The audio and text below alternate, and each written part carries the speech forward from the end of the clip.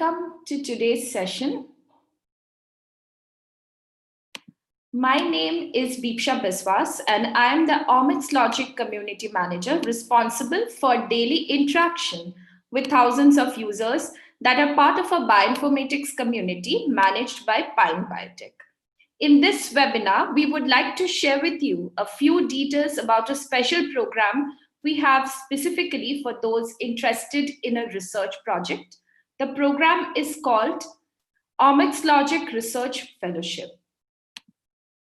The research project program has been designed to help young researchers and students take advantage of the bioinformatics resources for analysis of complex, high throughput life science data and become versed in bioinformatics. This program offers you participation in real and cutting edge bioinformatics research and be part of a renowned bioinformatics community. The Research Fellowship is a program for independent research projects with community and mentor support. For undergraduate and high school students, we recommend the 3-month option so that you can have a project ready quickly. For graduate students and researchers, this program will help work on a full project with a publication in mind. Even though we cannot guarantee a publication, we have seen that many of our research fellows get to a point where their findings are thorough and reliable for this objective. The Research Fellowship has been designed to help young researchers and students take advantage of the bioinformatics resources for analysis of complex, high throughput datasets and complete a research study. If you have already completed the online training successfully or have a degree in bioinformatics or are well versed in bioinformatics, we recommend the 3-month research fellowship program. The program will help you develop a research proposal and complete the analysis independently while working with a mentor and support from like-minded collaborators. If you are new to bioinformatics and want to learn as well as develop a research proposal and conduct an independent research project with a potential poster or publication, the 6-month research fellowship is for you. In this program, you will get training, access to ongoing programs, and support of a community as you prepare and complete the research project.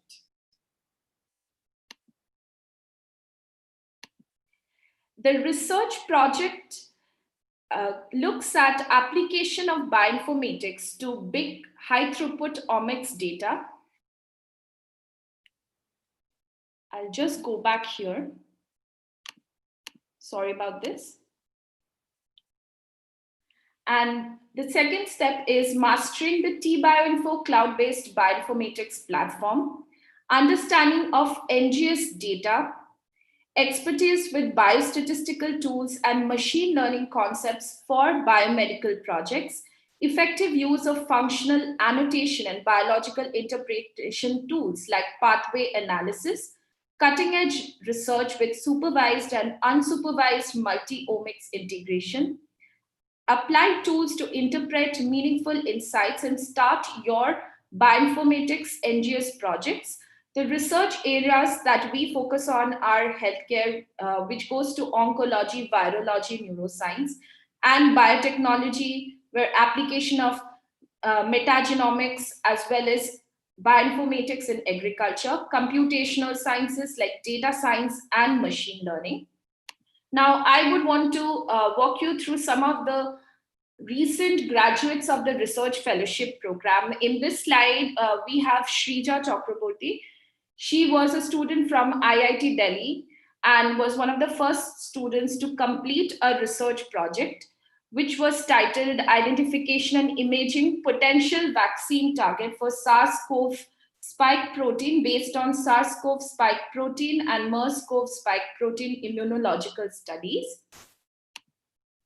Next, we have Urja Parekh. Urja is a student at NMIMS, and her project was a neuroscience project where she worked on the identification of stem cell marker genes and quiescent and proliferative states of GBM by comparing RNA-seq data from GBM tumor samples and controlled brain samples and neural stem cells. Urja may be joining us today. So Urja, are you here today? We would like to hear more from you at the end of the program. Hi, Deepsa. Yes, I'm here.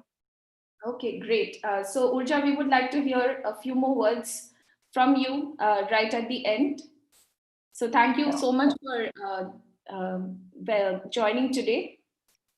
Thank you. Thank you so much for inviting me. Thank you. Yeah. So moving on, we have Dilara, who joined us from the Bahçeşehir University in Turkey. And she did a very interesting project where she studied the radiation threat to humans in space by taking a probiotic approach to this treatment. And she also joined with her fellow Simai Dolaner. And Simai did a project on lymphocytic leukemia. And all of these project examples are also available on our website.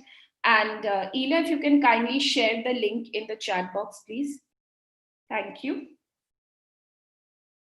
So moving on, these are just a few project examples and also the resources and some of the reviews by our recent research fellows. This project was by Dr. Anita Ganache and Dr. Emeka. Both of them collaborated on this project and have recently completed this program with us. So for today's session, we have two participants, two research fellows who would want to present to all of us present here today. We have Andres talking about Alzheimer's as well as Rudvi. So I would like to invite Rudvi to go ahead and share her slides. Rudvi? Hi, Deepsa. I'll just share my screen. Sure, yes. I'll stop my share. Please go ahead. Yeah.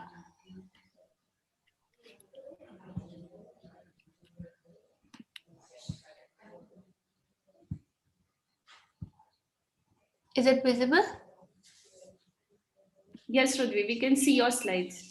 Yeah, so before starting my slides, hi, I'm Ruthvi, and I'm currently serving as the campus ambassador of Pine Biotech, and I'm also serving as the president of this Omics club, that is an initiative taken by Pine Biotech. I really wish to study in depth and take this topic into my project, that is neural circuits, how they compute, and the mechanisms underlying in Alzheimer's disease. So to begin with, I like to introduce you all to what neural circuits actually are.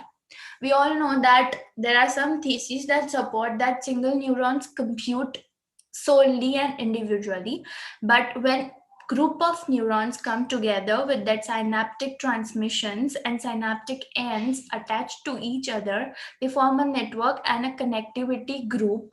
Together, this is known as a neural circuit. The neural circuits work by a feedback loop mechanism. Now, a feedback loop mechanism is followed in the brain or else in the nervous system, which means that a feedback loop is a process in which the outputs of the nervous system are circled back and used as inputs of the nervous system. Neurons who form neural circuits exhibits three kind of characteristics.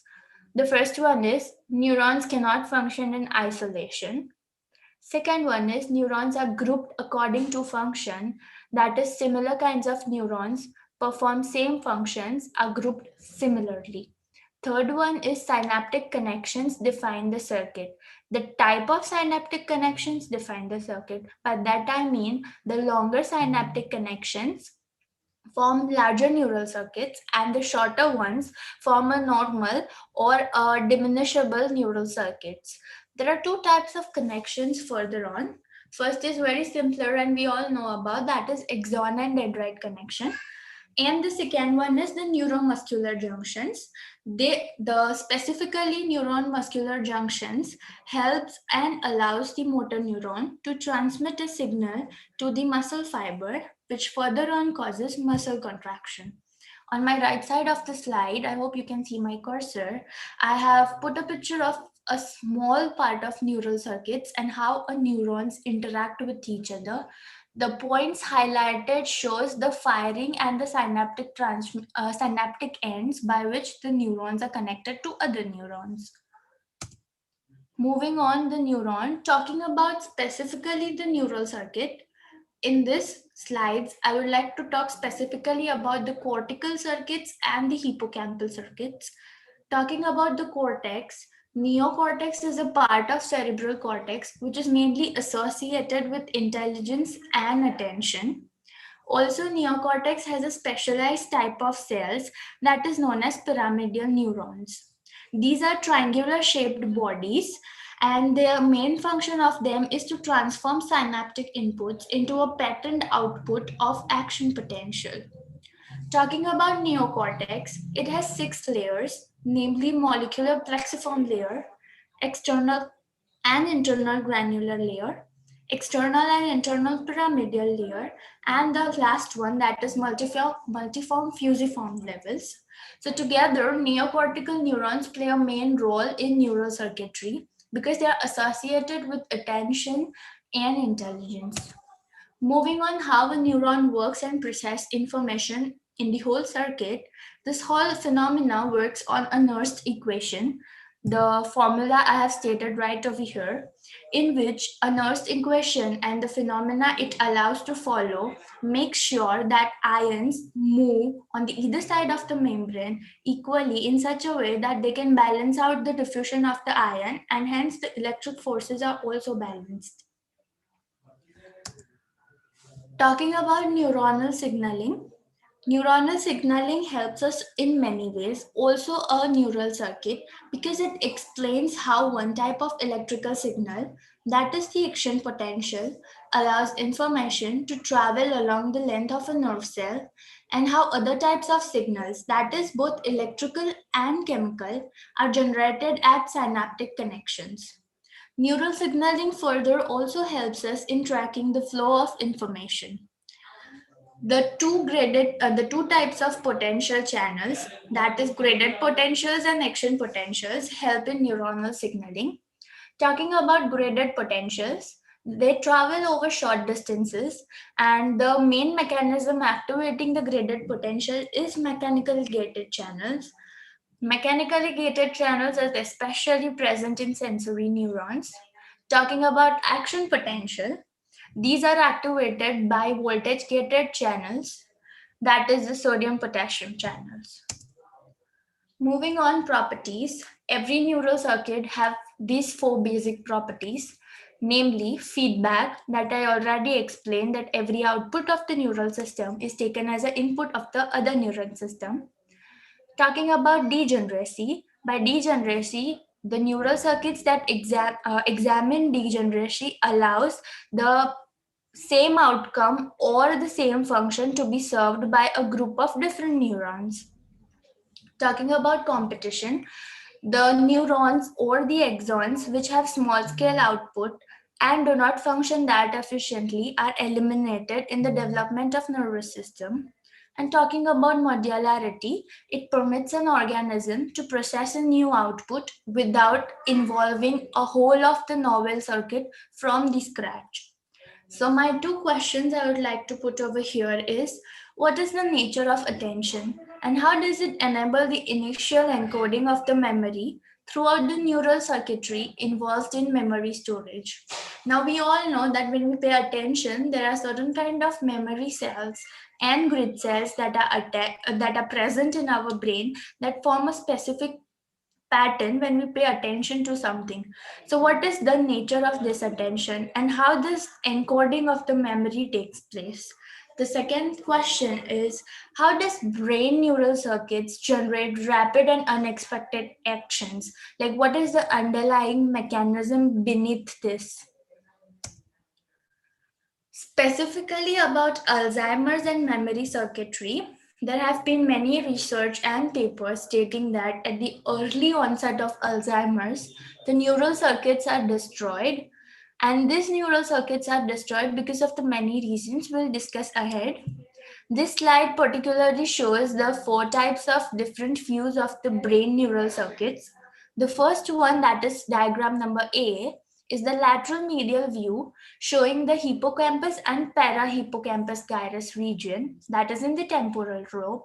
The second one is showing the brain section dissected into the hippocampus and entorhinal cortex. The C1 shows the fornix and pappus circuits, and the lines, that is the black line, shows the connection of those circuits. The last one, D, shows the anatomy of EC hippocampal network that is associated again in cognition and perception. When I was reading all those research papers talking about the neural circuitry, I came across this research paper that made this 3D constructed image of the basal forebrain. They made this utilizing the tools of bioinformatics, in which they constructed this 3D image of a cholinergic system in the basal forebrain. Now, cholinergic system consists of the cholinergic neurons that are responsible and play a vital role in cognition and perception. Now, these cholinergic neurons release acetylcholine, which decrease with age, means the production of acetylcholine decreases with age. However, in patients of AD and dementia, the cholinergic neurons loss is one of the most vital and important characteristics. So the over here you can see in the diagram CH4, CH5 and CH6, like this all the cholinergic neurons are labeled, and there are total 8 of them. Moving on about the abnormalities of neural circuitry in Alzheimer's diseases specifically. Now we all know that neural circuits are formed, and each of these neural circuits are further in contact of other neural circuits. So these all together form a default mode network. Now what is default mode network? It is a group of brain regions that seem to show lower levels of activity when we are engaged in particular type of task like attention or doing some kind of task, but higher level of activity when we are awake doing mental exercises or specifically no kind of task. DMN is usually spared across the areas like cortical areas, precuneus, the posterior cingulate cortex, and the cortical region as well. So the question I would like to put again over here is, what actually hinders the functioning of neural circuits in AD? So there are papers that says that the formation of amyloid plaques disrupts the neural circuitry. So if it is amyloid plaques, then what forces these amyloid plaques to further destroy these neural circuits? What is the underlying mechanism? The second question I would like to put over here is, can we make a computational model using bioinformatics tools to understand the mechanism of disrupted neural circuits in Alzheimer's patients and compare and contrast it with a model of that of a normal person? And the third type of question is, are there any specific biomarkers that are used or that show up at the early onset of Alzheimer's disease that can be used to detect the disruption of neural circuits at an early stage? So this was the first paper I read that talked about impairments of neural circuit function in Alzheimer's disease. The paper had beautifully focused the types of problems each and every neural circuit goes through at the early onset of Alzheimer's. So the main focuses of this paper was, it showed that the impairment of cortical neurons by amyloid plaques was one of the main prime characteristics. Second, hippocampal hyperactivity, because when amyloid plaque formation increased, hippocampal hyperactivity also increased. Due to this, the local circuit function has deteriorated and hence brain couldn't function properly, tending to forgetfulness to that particular person. Fourth was AB induced, that is amyloid plaque induced breakdown of long range synaptic brain circuits. Due to this, the long-range synaptic connections of the neurons were destroyed, and hence the neural circuits further cannot compute properly.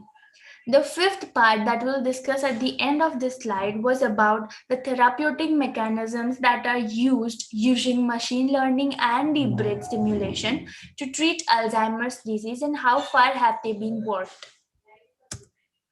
The second type of paper that I read was comparing the mechanisms of Alzheimer's disease in mice as well as human.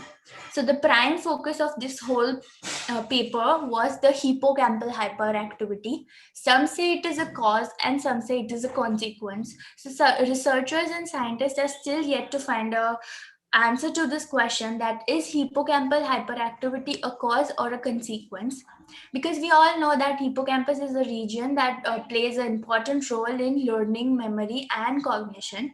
So it has been stated that in early stages of AD, when connections between connectivity between hippocampus and other brain areas have been destroyed, the neural circuit function also destroys. So this was the main idea of this paper, talking about the possible therapeutic mechanisms of deep brain stimulation.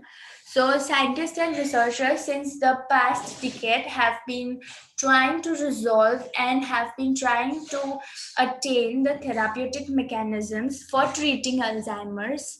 So, they thought that involving the neural circuitry and repairing the damage done to neural circuitry could be one of the possible therapeutic mechanisms for this. So the first one was involving DBS in the synaptic loss. So they tried to insert this data deep brain stimulating system into the post-commissural fornix, that is the papius and the black circuit that I showed earlier. So due to this, they can help prevent neuronal loss in that particular area of the brain. Second, DBS in the neural circuits can also and is believed to induce neurogenesis. So this could help us to produce more neurons rather than having the loss of the neurons, which is a typical characteristics of Alzheimer's patients. Third, DBS in memory circuits also enhances the glucose metabolism levels, and researchers have found out that in early onset of AD, the glucose levels in temporal and posterior cingulate area have been reduced. So using this DBS, cerebral glucose metabolism levels can also be increased. The fourth one, they also drive, that is the deep brain stimulating systems, also drive interaction between medial and cortical limbic circuits, hence restoring the connectivity in the hippocampal regions. And the fifth, that is the last one, DBS also reduce the formation of amyloid beta plaques that help restore the kind of neurons lost or the cholinergic neurons lost, which would help to reduce the rate of progression of the Alzheimer's disease. So I would like to conclude my presentation over here. Thank you. Rudvi, thank you so much for sharing it. If you can keep your screen shared, and I would like to ask anybody from the audience if they have any questions for Rudvi. If you have any questions, you can please go ahead and post those questions either in the chat box or even unmute yourself and ask the questions. So I had a question. Yes. So Rudvi, have you found any data sets that could help you study this beyond literature review? Hi Ilya. Actually, finding the data sets part was where I was actually stuck. But what I was able to find out was that all the scientists who did this work on neural circuits gave an approach from a transcriptomics point of view, and the sources they used of bioinformatics particularly was machine learning algorithms. Thank you. Rudvi, there is a question from Mia. Her question is, does DBS have application in MS? Does TB have an application in MS? To be more specific, scientists have been still on Alzheimer's disease for treating Alzheimer's disease with DBS. But if they get some success in Alzheimer's disease, then probably they can use DBS for MS patients and Parkinson's patients as well. But yet the mechanism still can differ from patient to patient. I hope I answered your question. Yeah, Mia says thank you. Thank you so much, Ruthvi. Thank you. If we have any more questions, then we can again hear those questions later on. You can keep posting them in the chat box. And now I would want to invite Andres. Andres, are you here?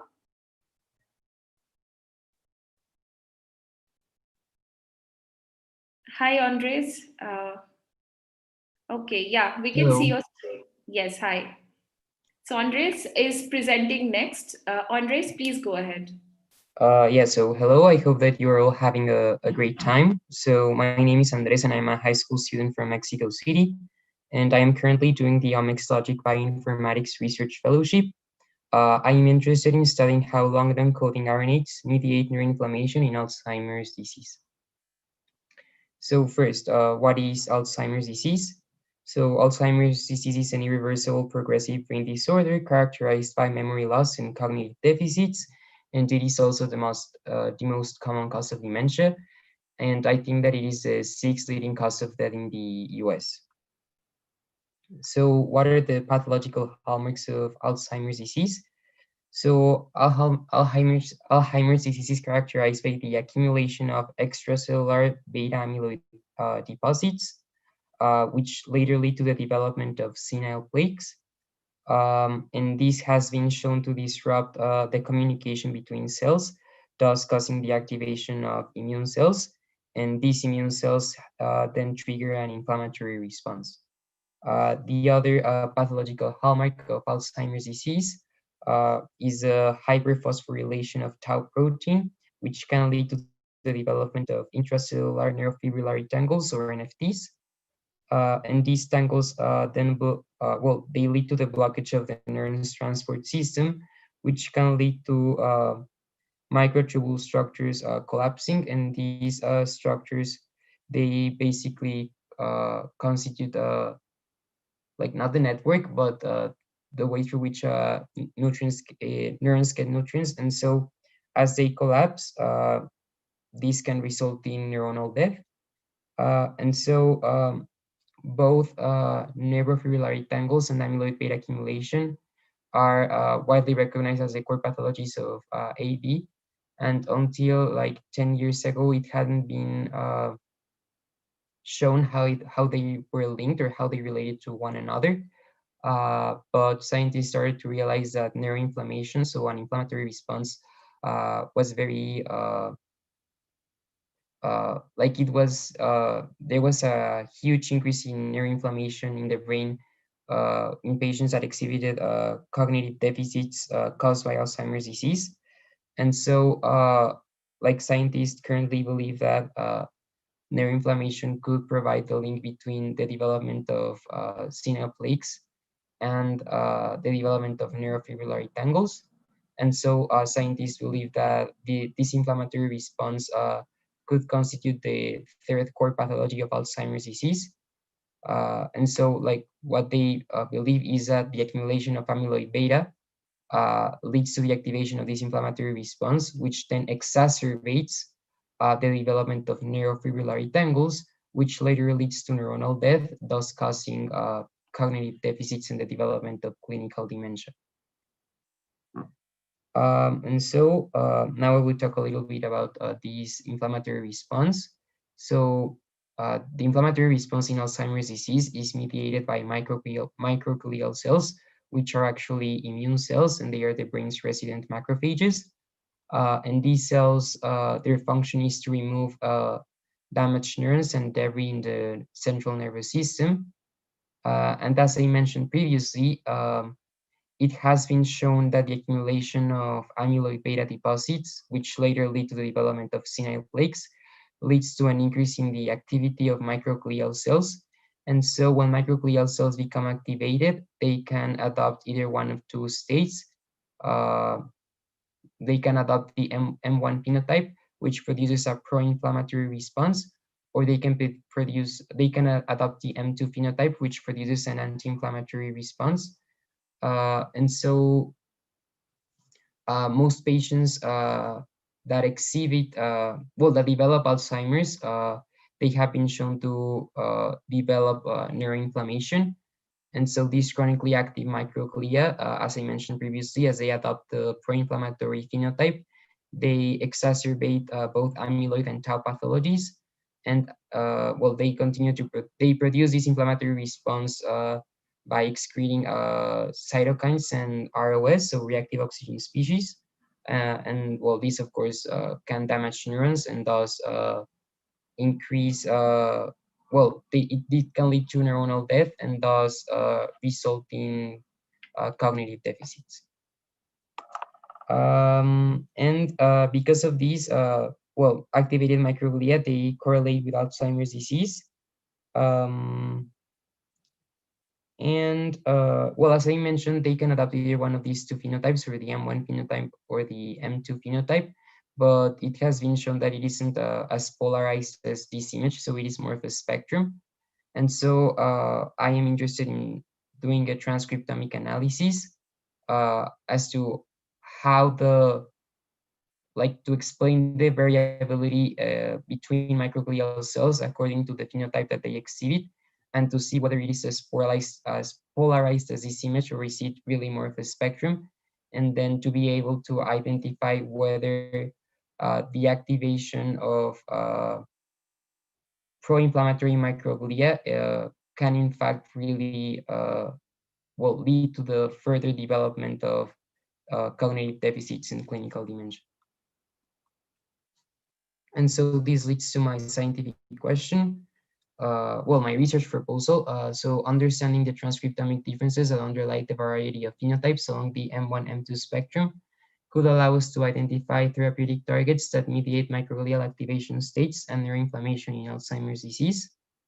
And so I made these three different questions. So what genes are expressed at a higher level in M1 microglial cells? What genes are expressed at a higher level in M2 microglial cells? And how do gene expression profiles of the phenotypes along the M1 and M2 spectrum differ from each other?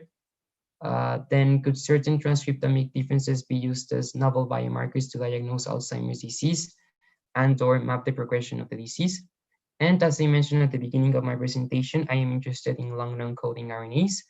So long non-coding RNAs, non-coding RNAs are a type of RNA that is transcribed from the genome but doesn't undergo translation, meaning that it isn't used to synthesize a protein. And long non-coding RNAs have been shown to regulate gene expression as they modulate transcriptional and post-transcriptional processes. And they have also been, scientists have found that long non-coding RNAs are aberrantly expressed in both inflammatory diseases and neurodegenerative diseases. And I haven't really seen any research paper that talks about long non-coding RNAs in microglia with a focus to Alzheimer's disease. And so I'm interested in studying how does the expression of long non-coding RNAs differ between microglia that adopt either the pro-inflammatory phenotype or the anti-inflammatory phenotype. So I haven't done any extensive research, I would say. I've only done some exploratory data analysis, and I found this data set in NCBI, which was titled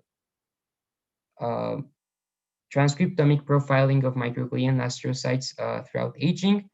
And so what scientists did with this study, they had 30 mice, and they collected two types of cell per each mice. So they collected both astrocytes and microglia. And then, they had two groups. They either had wild type mice or Alzheimer's disease model mice. These mice were the, I think they're called, they're called APPPS1 mice. And these mice are very used for Alzheimer's research. as they exhibit a remarkable elevation of amyloid beta deposits.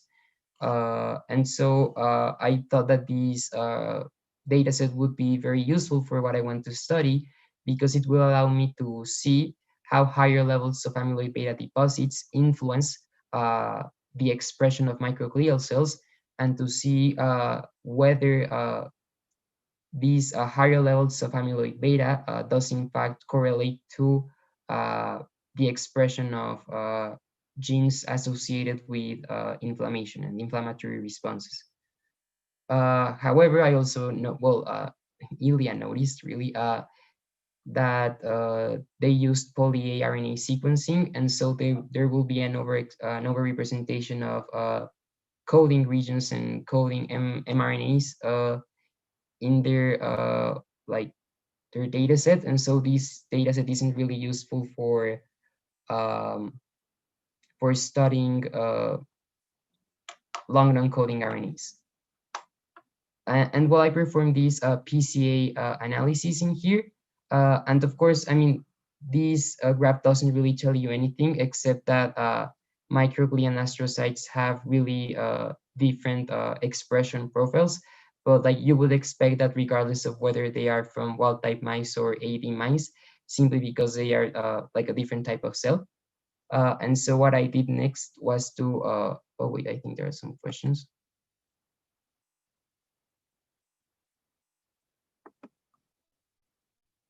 Oh, well, okay. Yeah, Andre, answer the questions once you finish the presentation. You can address them. Okay. Yeah, just that I can see the chat, so I think I'll have to stop sharing and then see, because I can see it right now. Okay, I'll read it out for you. No problem. Okay. And so what I did was to, I performed a PCA, but dividing the, well, for this presentation, for the purpose of my presentation here, I only showed the microglial cells because that's what I'm interested in studying. So I performed an individual PCA analysis only with the microglia, so that we could get a better understanding of how there's a variability within the microglial cells and within the expression profiles of these cells. And so as you can see, of course, this isn't also really helpful because there are only, I think there were 12 samples. And although you can see like some clustering here, there really isn't a great difference between the wild type microglia and the AV microglia. But then I also labeled it according to the age of the mice, of the samples. And I found it really interesting to see that you could actually see, well, except for the 12 months old microglia, that they are really like close to each other. So here you can see the 2 months old microglia. Here you can see the 9 months old microglia. Here you can see the 4 months old. Here you can see the 6 months old. So I thought that was interesting. And well, for the next, I'm only beginning with my research project, of course. And I am really interested in doing a factor regression analysis in which I can study how the expression of the expression profile of these cells differ according to each of the different variables. So of course, the cell type, the age of the mice, and also, of course, whether they are a wild type mice or Alzheimer's disease model mice. But I also will need to find a data set that accounts for well, that also takes long non-coding RNAs into consideration, but also a data set that studies microglial cells in both physiological and pathological conditions. So I guess that this first data set that I found is really useful, but because they used poly-RNA sequencing, it isn't that helpful for me. And also I think that they had relatively few samples, especially taking into account how many variables they had. And so that's pretty much it. Thanks a lot. Thank you, Andres. So we will ask if anybody has any questions. Ilya, do you have any question for Andres? No, I'll just briefly comment. I think that this is a nice presentation, not only of the research question, but also some data sets that you have found. and you're starting to see some trends and translating those into specific analysis plans. So I think that's really the objective of this program. And so it's exciting to see what you have found up until now, and hopefully we'll see more progress soon. So thank you for that. And just looking at the questions, I noticed that a lot of the questions were actually not related to the project topic itself, but I do want to ask that if anyone who is interested in Alzheimer's disease and neuroscience research and things like that, if you have any other types of questions for Andres, please post them in the chat, or you can unmute yourselves.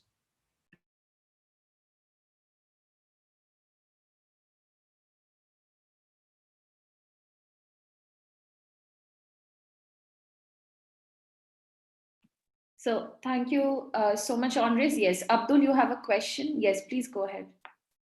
Okay, Abdul does not have a mic, but Abdul, you can post your question in the chat box. Andres can answer your question.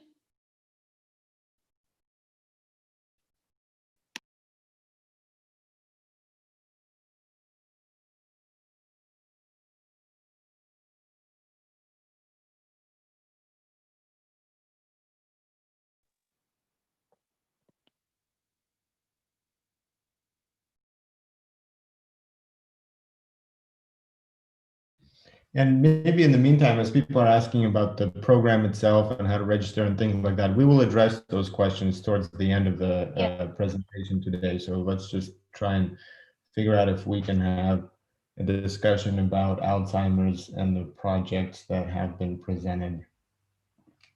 Right. Okay. So, Andres, sorry, Bipsa, I have one question from Andres. Please go ahead, Dr.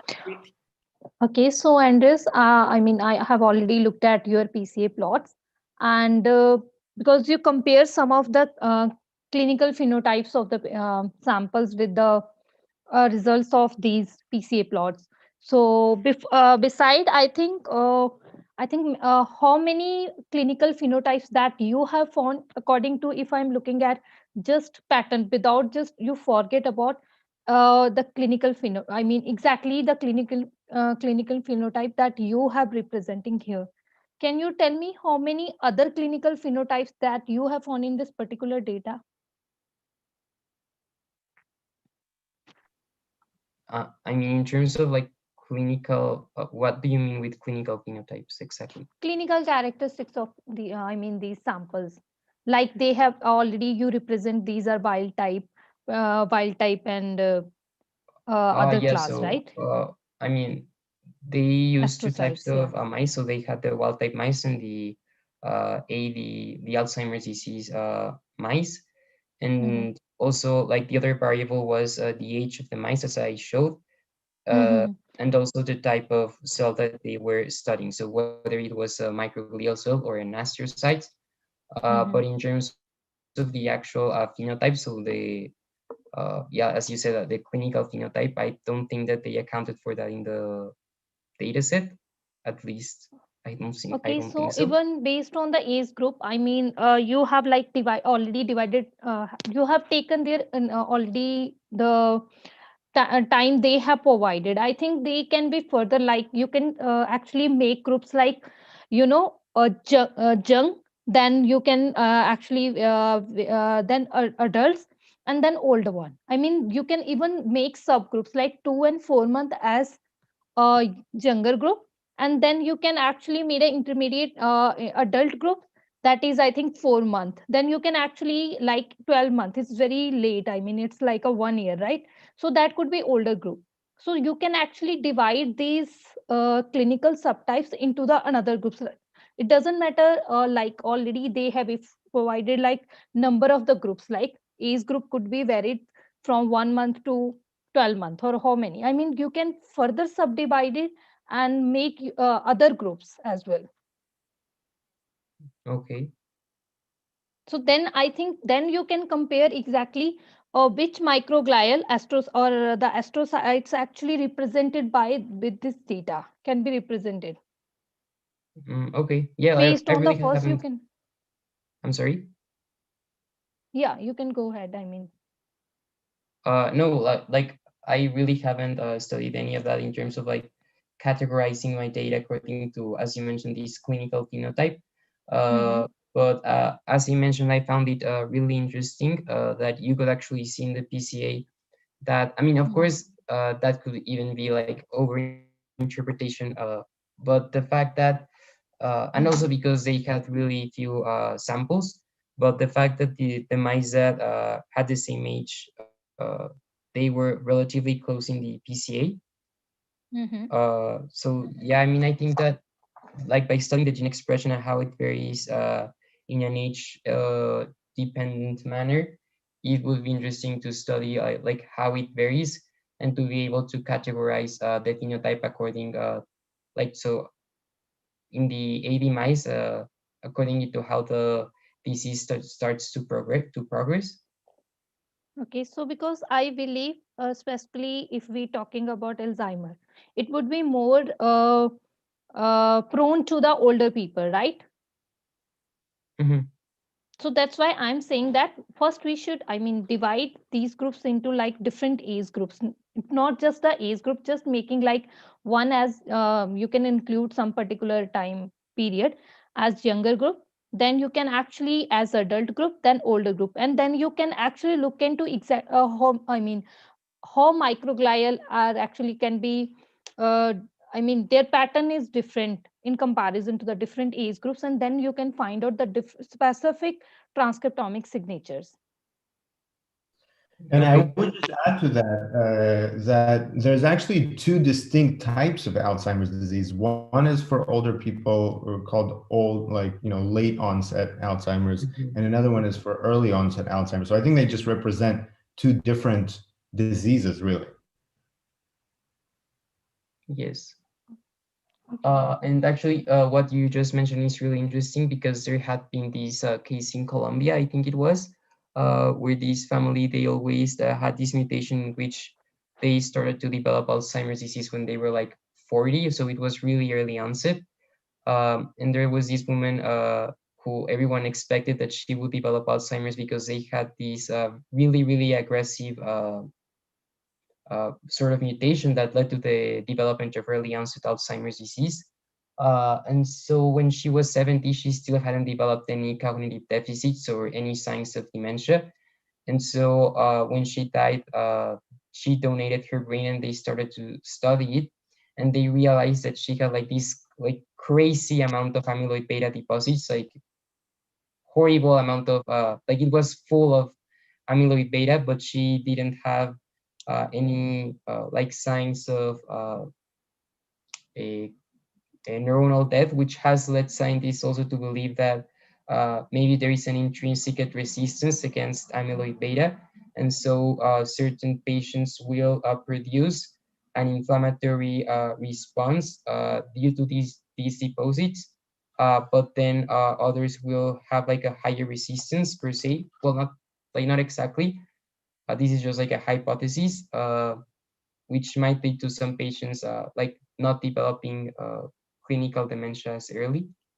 And so that's also really interesting. I think they published an article about this in the New York Times.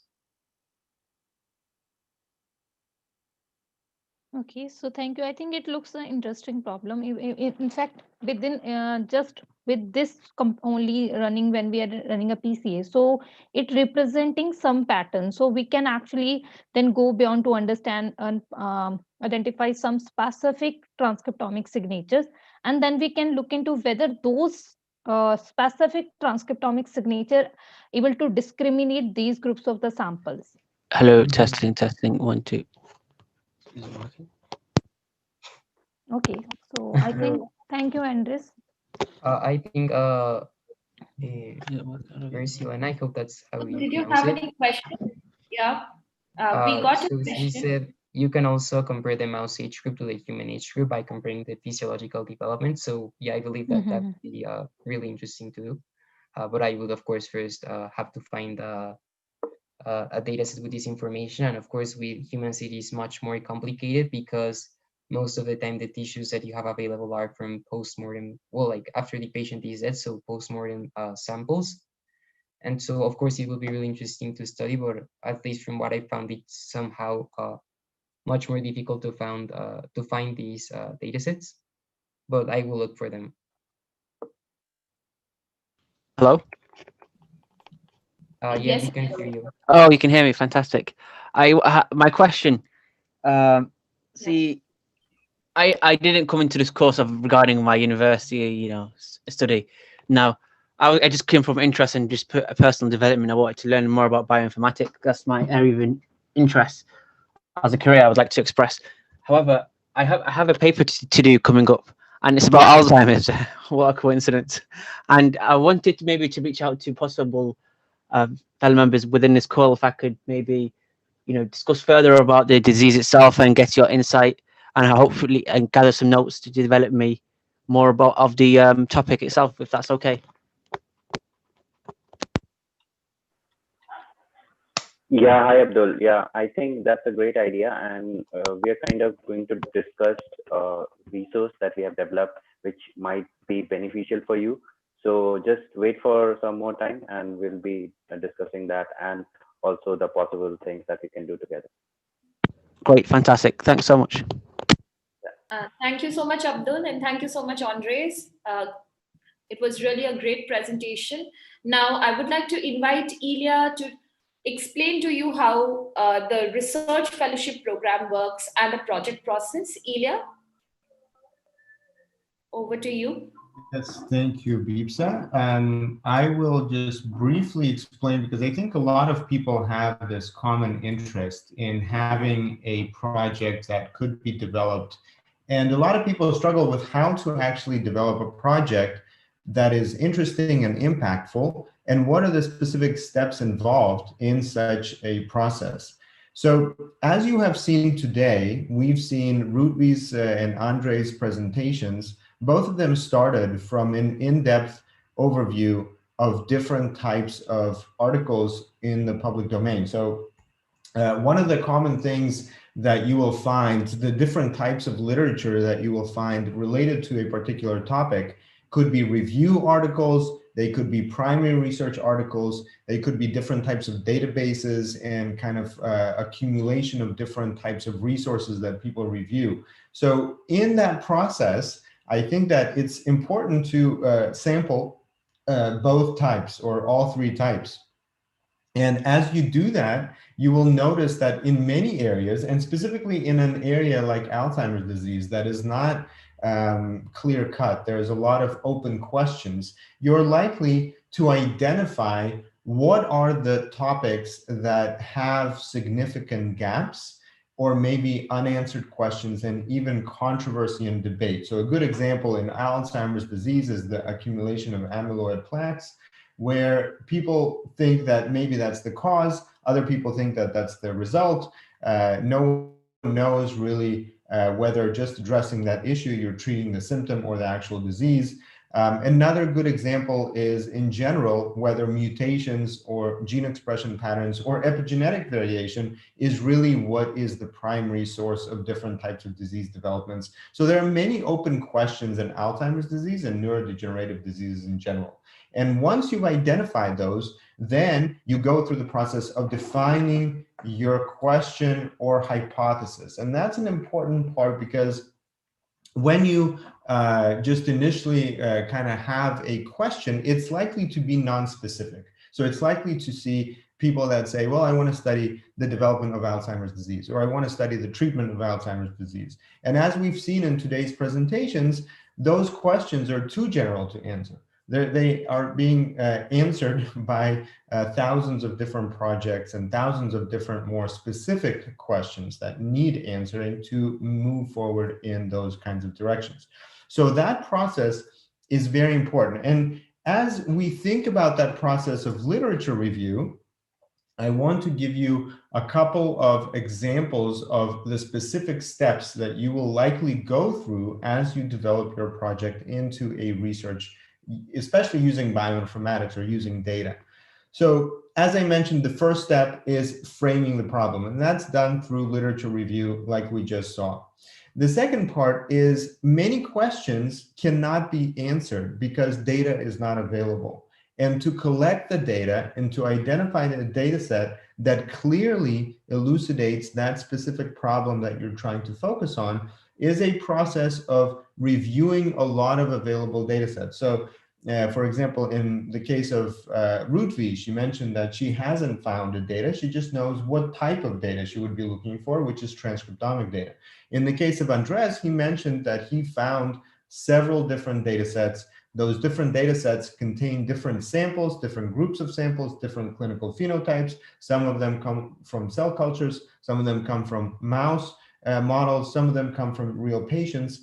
They probably were generated using different sequencing library preparation techniques, maybe different sequencers. So you have to go through those details to identify a data set that you will use. And sometimes people decide to combine different data sets. Now, after my presentation, I will pass it on to Dr. Mohit Mazumdar, who will speak about some resources that you can leverage to find data sets and review what is available. But after you've identified, that data probably needs to be processed. And by processing, I mean a number of different things. It could mean that the data is in raw data format that needs to be structured.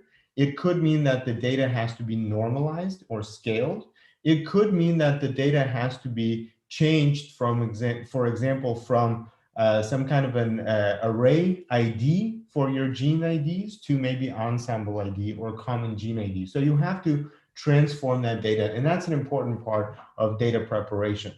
And after you've prepared the data, you have to explore it. So what today we saw from Andres' presentation, he was showing PCA analysis. He was talking about how he would like to use his insights from PCA to develop a factor regression analysis model.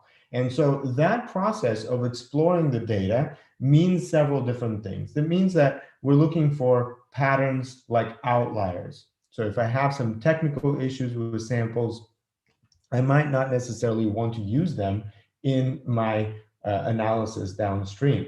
Maybe you're seeing bigger separation between groups by tissue type, and that might mean that you want to then specifically focus on one of the tissue types and not take both. It could mean that you're not seeing a pattern at all in the data that you found. And maybe that means you need to look for a different project or maybe a different type of data. So maybe it's not gene expression, maybe it's long non-coding RNAs.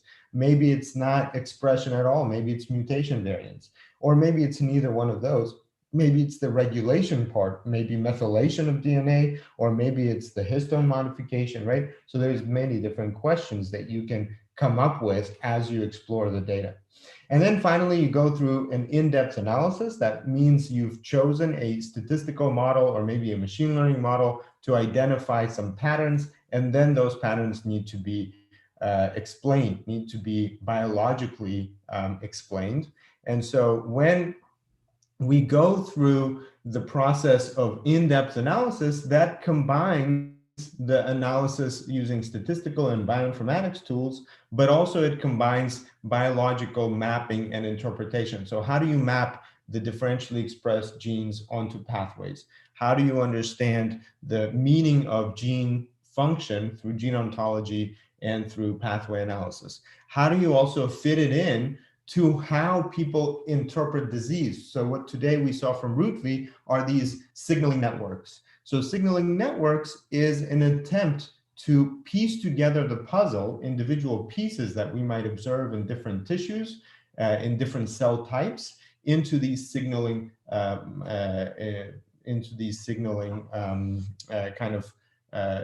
sequences, right? So what goes from what, and how does that affect the overall phenotype that we can interpret? For example, ability to focus or ability to remember, right? Those are the phenotypes that we're willing to investigate. And then finally, as you saw today, presentation is a big part of this process. So what we try to do in the Bioinformatics Research Fellowship is to try to help the participants, the fellows, develop their projects to a point where the presentation is clear and it provides sufficient information for those that come from the outside to be able to understand what the problem is, to understand what data was used, what is the analysis that's being done, and how that analysis leads to these other steps of interpretation and biological insight. And a big part of that is smooth presentation, where you eliminate unnecessary information, you focus on the information that is impactful and needed, and finally you're able to speak about it and answer questions. And so that was really the purpose of today's presentation, is to give them that opportunity. And we hold these kinds of sessions regularly on different topics. So to conclude, I would like to pass my screen to Dr. Mohit Mazumdar, who will speak about some resources that we have identified to help you study further Alzheimer's disease. Mohit, I'll pass it on to you. Thank you, Ilya. So hello, everyone. For those who are joining for the first time, my name is Mohit Mazumdar. And in my current role, I'm collaborating and working with academia and healthcare industry to provide support for bioinformatics research and training. But it's really exciting to be part of this OmicsLogic research program as a program mentor, and to be able to work on translational research with a diverse group of students with different expertise. So my PhD work was focused on developing a novel methods to identify and predict calcium binding sites and study binding affinity towards calcium. But as a project mentor, I can help you with analysis steps that Ilya just showed, and the understanding of the sequence data and the patterns within that data, and further investigate into the three-dimensional space by using structural biology tools and computational modeling of biological systems, and looking at the dynamics. So Alzheimer's disease is a complex neurodegenerative disease caused by several genetic and epigenetic factors that are driven by genetic variations, changes in gene expression transcriptomics, as well as gene environmental interactions that could be involved in disease onset. So in this modern era, wet lab experiments are producing vast quantity of data that scientific discoveries are relying on. So that's what we have learned so far, that these experiments are generating thousands of data sets that are readily available for biomedical and biotechnology studies. But to get answers, this flow of data has to be analyzed effectively, right? So gene expression patterns in association with clinical data can help identify molecular biomarkers or diagnostics and therapeutic selections, right? So new discoveries include a better understanding of complex diseases at a subcellular level, as well as target identification for a novel drug design and also for drug repurposing. So gene expression patterns in association with clinical data can help us identify those specific patterns, those specific biomarkers for diagnostics and for therapy selections. And omics technology like NGS can be used to explore the roles, the relationships, and the actions of these various types of molecules that makes up the cell of an organism. So many types of omics data can be generated using NGS, or what we call as high throughput sequencing. The data can show detailed information about genomic variants and the patterns of genes and the isoform expression, as Ilya was mentioning.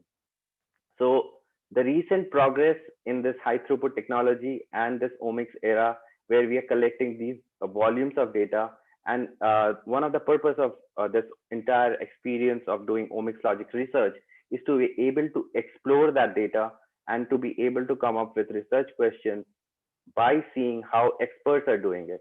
So the way we are working here is we are providing a lot of examples. So the examples are really helpful for us to understand that how a particular study was conducted, how a particular study was designed, and what was the outcome of that study. So when you do that, go through that experience, and through these projects and courses that we have designed and that are part of this fellowship program, you will learn about the possibilities of research that is available out there, the possibilities of tools and data sets available out there, and with your own idea, with your own thought, how can you come up with a noble research?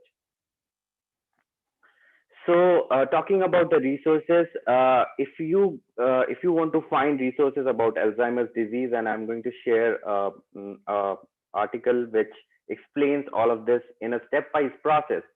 But this is one of the resources, the Omics Discovery Index, that provides a knowledge discovery framework across heterogeneous omics data, that is genomics, proteomics, transcriptomics, metabolomics. So it is an alternative to NCBI data repositories like GEO or SRA or EMBL repositories like ArrayExpress.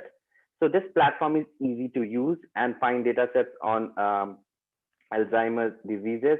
Another example is this single cell gene expression data that could be interactively accessed here. This is SC-READ.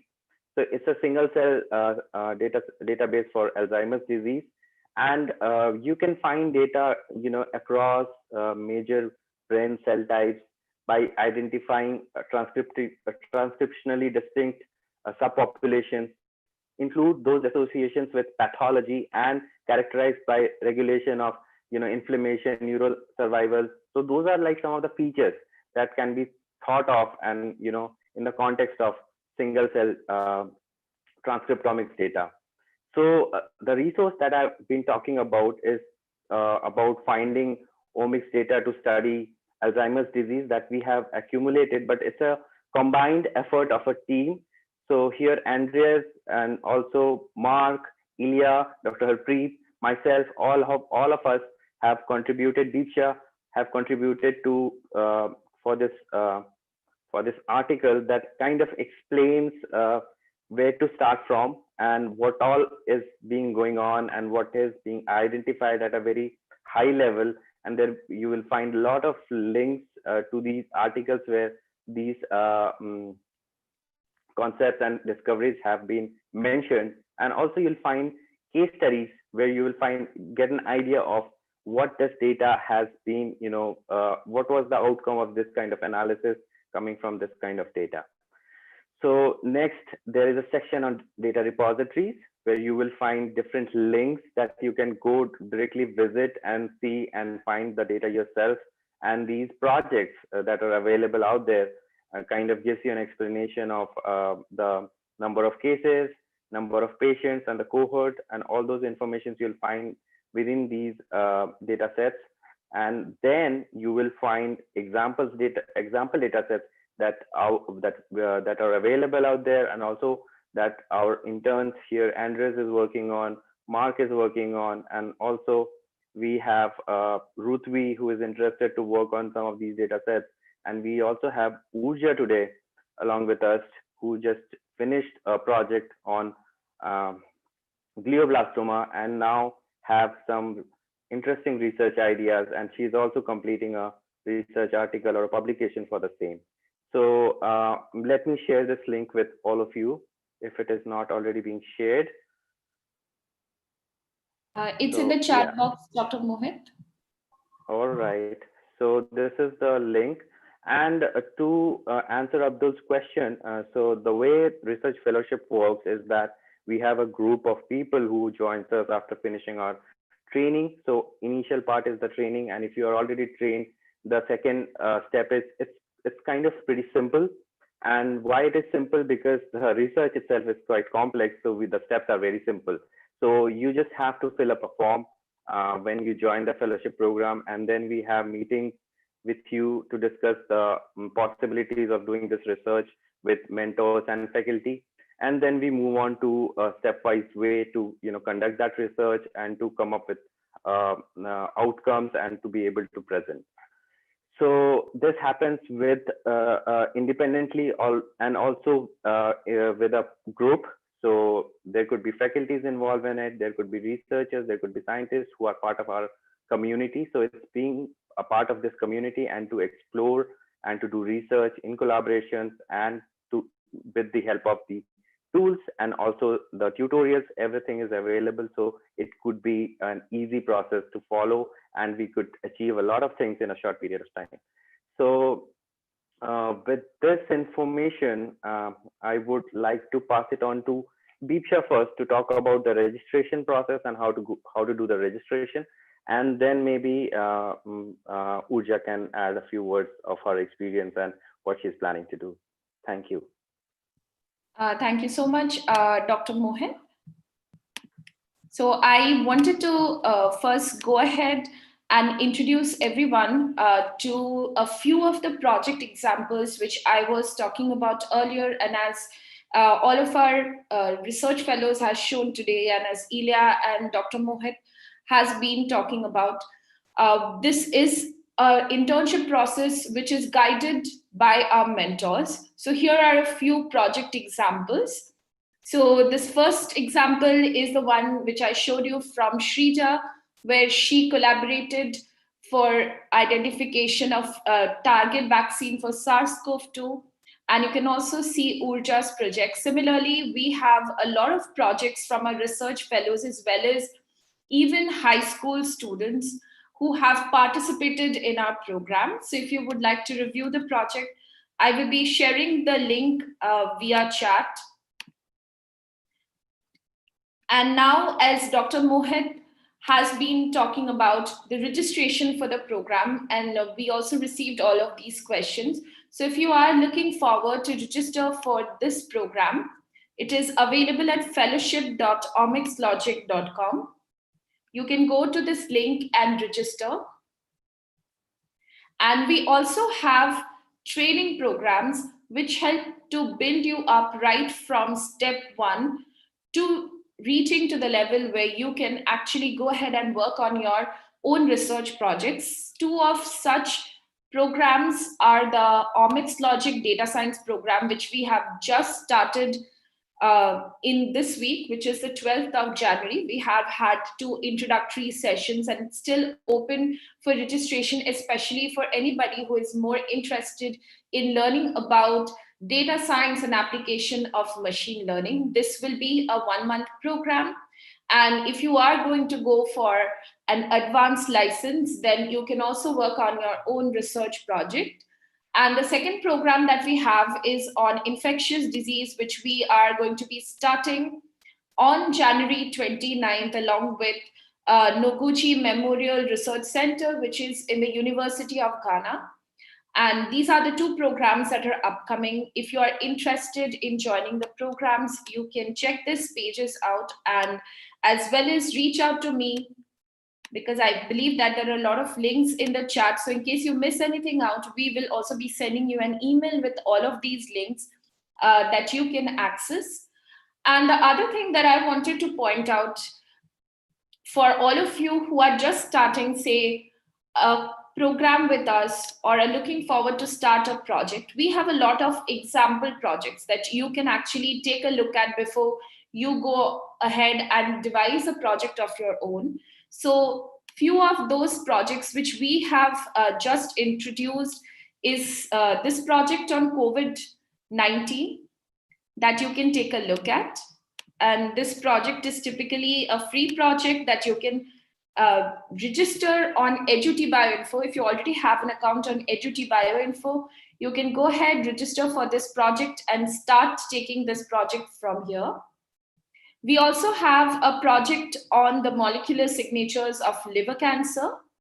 So if you're interested in oncology, or if you're devising a project for oncology or thinking about it, you can take a look at these projects, as well as we have a project now on Ebola as well, where we study next generation sequencing, variant detection in the Ebola virus outbreak in West Africa. So these are some projects which are already ready and prepared. Okay, Abdul. All right. Okay, you can actually reach out to us to let us know that what is the difficulty you are facing. And to help you with that, we have Dr. Harpreet on board here. And you can reach out to Dr. Harpreet at support@pine.bio for any kind of technical questions. She guides all of our research fellows on the project during the whole process. And you can definitely reach out to her and let us know, or you can also let me know if you have any questions at marketing@pine.bio. And I will be able to help you out by connecting you with our mentor team who can answer any specific questions that you have.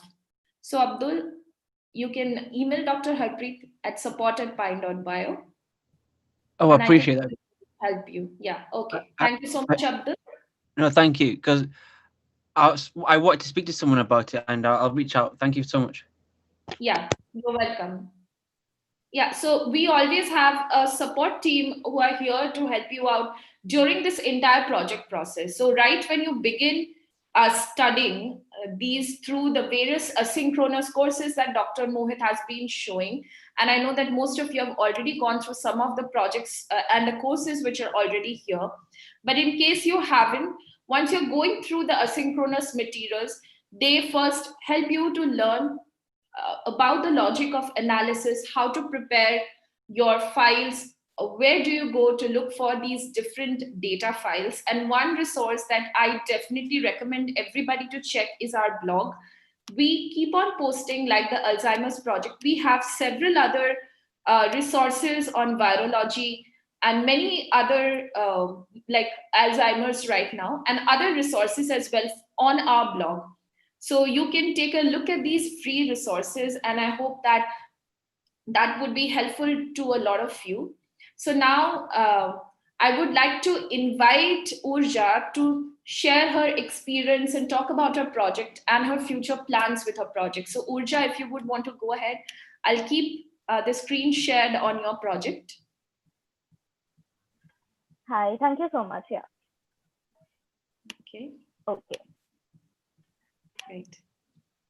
All right. So, from whatever I've read on the chat, I think as a student just starting out, or anyone just starting out with a research project, it's often a confusion as to how to go about the entire process.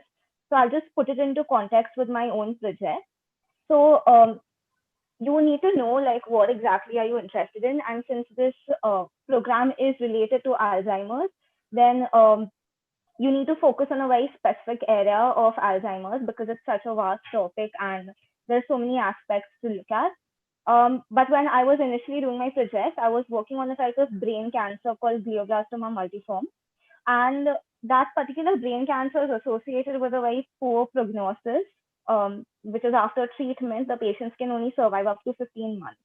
Now, on a molecular level, there are various hypotheses that state the origin of the tumor.